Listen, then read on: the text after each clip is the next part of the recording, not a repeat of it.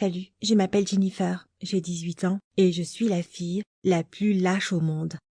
Il n'y a pas d'autre mot pour qualifier une fille qui a eu si peur d'avoir une discussion sérieuse avec son copain qu'elle a fait plein de choses stupides.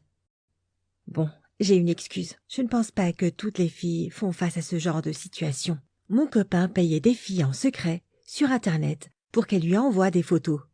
Tu me comprends maintenant? C'était super choquant. Mon copain s'appelle Sam et il a 2 ans de plus que moi. On était allés au même lycée, alors on se connaissait depuis qu'on était ados. C'est sûrement pour ça que je pensais tout connaître de lui. Mais je me trompais. En y réfléchissant, je pense que je ne pourrais plus jamais lui refaire totalement confiance. Les garçons restent comme ils sont, alors j'ai souvent fermé les yeux sur ses attitudes. Mais ça lui est arrivé de dépasser les limites. On était ensemble depuis 7 mois. Je pense que c'est assez long pour dire que c'était une relation sérieuse, mais ça n'a pas empêché Sam de parler à d'autres filles dans mon dos. Et ce n'est pas arrivé juste une fois que je vois Sam regarder une jolie fille passer. Surtout si elle était habillée de manière provocante. Et il se moquait que je sois à côté. Par exemple, une fois, et je suis allée aux toilettes. Et quand je suis revenue, Sam s'était trouvé une bonne compagnie. Et ça ne s'est pas passé qu'une fois. Je me pétrifiais sur place et j'observais mon copain toucher les cheveux d'une autre fille, tandis qu'elle souriait et le dragouillait.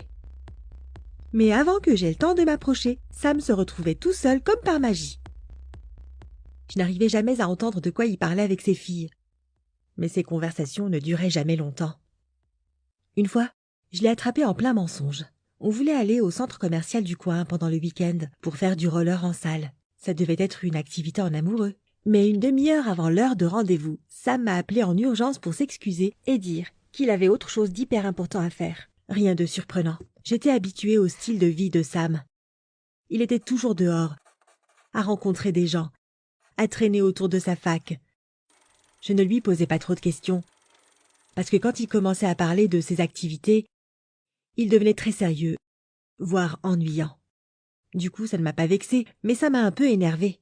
Je m'ennuyais, et je n'avais vraiment rien d'autre à faire. Alors, je suis quand même allée faire du roller toute seule. Et en traversant le côté des restaurants pour atteindre la salle de roller, j'ai vu Sam.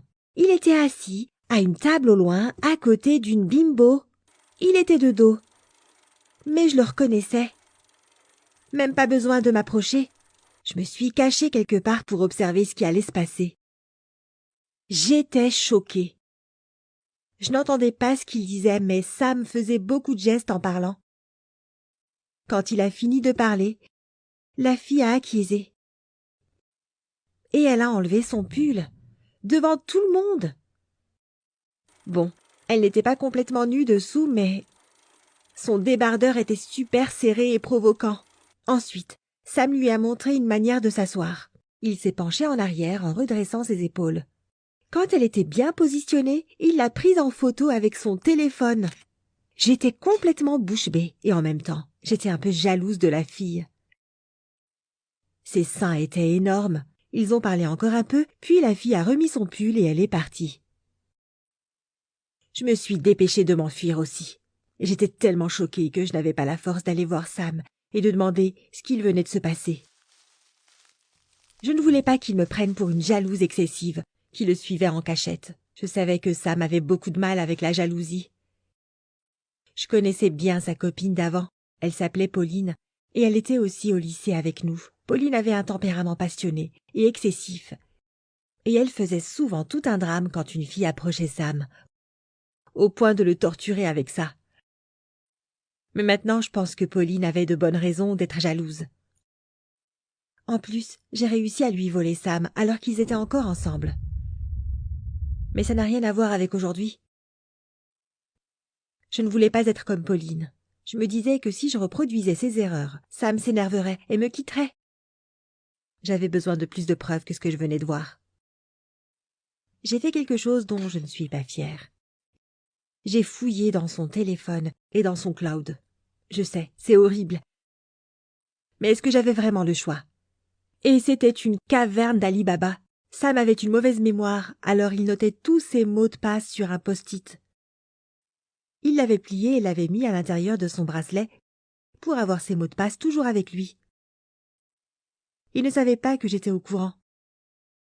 Une nuit, où il était resté dormir chez moi, j'ai pris son post-it discrètement pour ne pas le réveiller, puis son téléphone. Et j'ai examiné tout ça avec attention. Je ne devais pas faire de bruit, mais j'ai explosé intérieurement quand j'ai déverrouillé son téléphone et que j'ai vu des centaines, peut-être des milliers de photos de filles dedans. Elles étaient toutes belles et toutes dans des positions provocantes.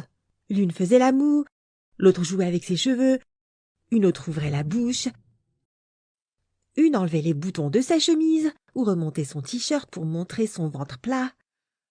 Burk, j'avais l'impression d'être sur un compte Instagram ou sur un site chelou. Et c'était pire quand j'ai regardé ses messages.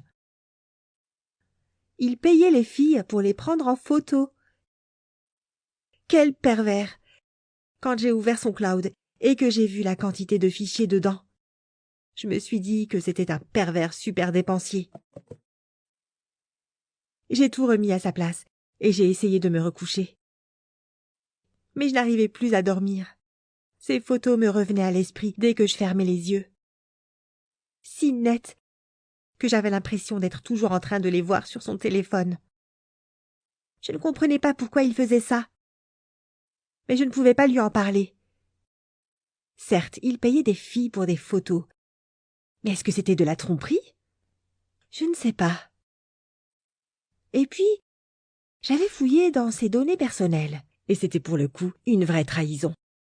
En plus, j'ai continué à fouiller et j'ai découvert que certaines des filles payaient aussi Sam, sans doute pour des photos de lui aussi.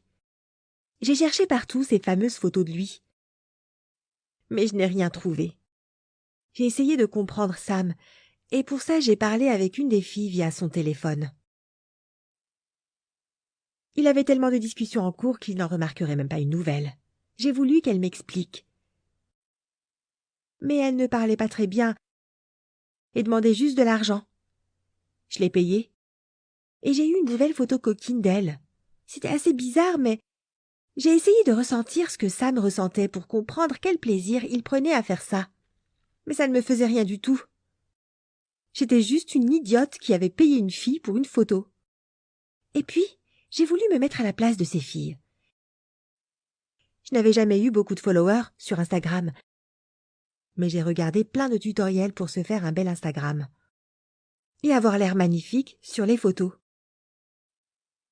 Je voulais envoyer une photo de moi à Sam pour qu'il comprenne que je savais tout et que j'étais prête à l'accepter comme il était, que j'étais même prête à explorer ça avec lui. Mais aucune de mes photos n'était bien.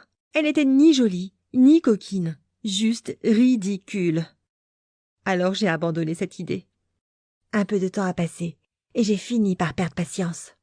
Je me suis disputée avec Sam. Peu importe que je ressemble à Pauline ou pas, ça me rongeait depuis trop longtemps.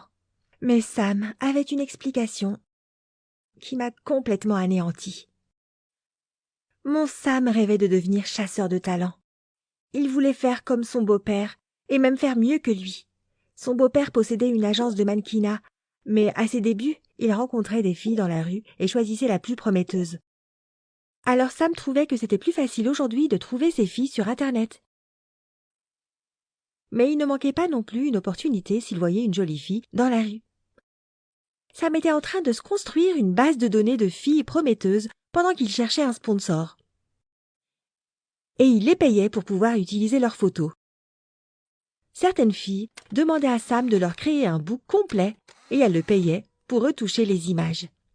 Je me sentais super mal après qu'il m'ait expliqué son point de vue. Mais je lui ai demandé assez agressivement pourquoi il ne m'avait rien dit. Il m'a avoué que Pauline ne croyait pas à son projet et le qualifiait de pervers. Alors il voulait attendre que son activité démarre pour tout me raconter, mais ça ne m'a pas convaincue. Je lui ai crié dessus. Je suis partie et je l'ai bloqué pendant quelques jours. Ensuite, j'ai vu qu'il m'avait aussi bloqué. Et voilà comment on s'est séparés. Je ne sais pas lequel de nous a fait le plus d'erreurs. Mais je ne pense pas être la seule lâche des deux.